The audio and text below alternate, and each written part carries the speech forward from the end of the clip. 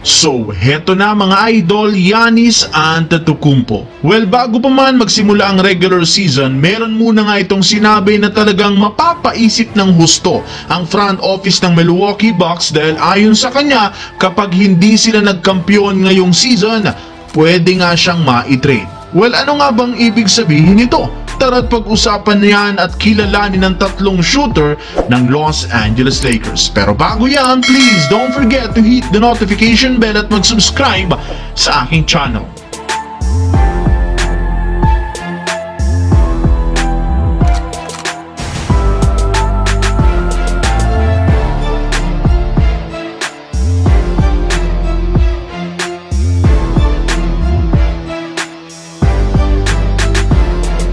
Ang video ng ito ay hatid sa inyo ng 1xBet. Suportahan at manalo sa inyong paboritong kupunan sa NBA, PBA at ngayong Paris Olympics. Maaaring makakuha up to 12,000 cash bonus sa inyong first deposit gamit ang aking promo code. Pag tama prediction mo, panalo ka. Pindutin lamang ang link sa comment section at mag-register gamit ang iyong GCash account para makapag-cash in at cash out. Isang paalala, tumaya mga Kawan Stories ng responsable.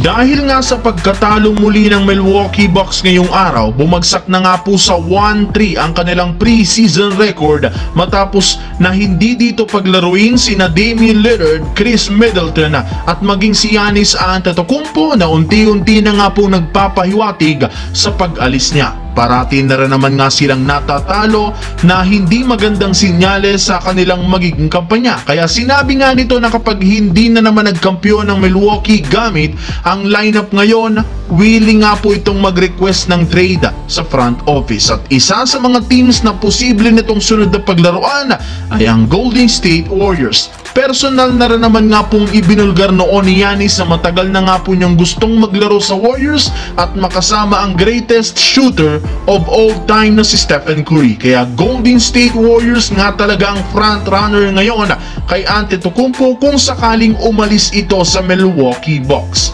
Sa kabilang banda, kung inyo nga pong matatandaan, isa mga Kawan story sa mga naging problema ng Los Angeles Lakers last season ay ang pag-struggle sa Rainbow Country kung saan nagiging rason pa ito ng kanilang pagkatalo. And since wala masyadong ginawang pagbabago ang Lakers, pinangangambahangan nga po ng mga fans na posibleng ito ang maging sakit na naman sa ulo ng team.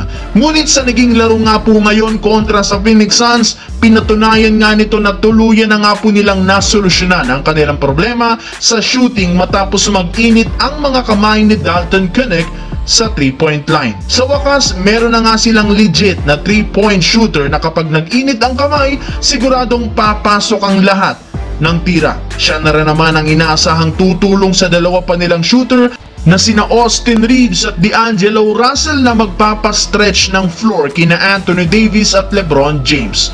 And speaking of LeBron, unti-unti na nga pong nire-ready nito ang kanyang katawan matapos siyang hindi maglaro sa unang game ng kanilang back-to-back. Well, gusto nga ng Lakers na mapanatiling healthy at fresh ang katawan nito bago pa pumasok sa regular season opener laban sa Minnesota Timberwolves.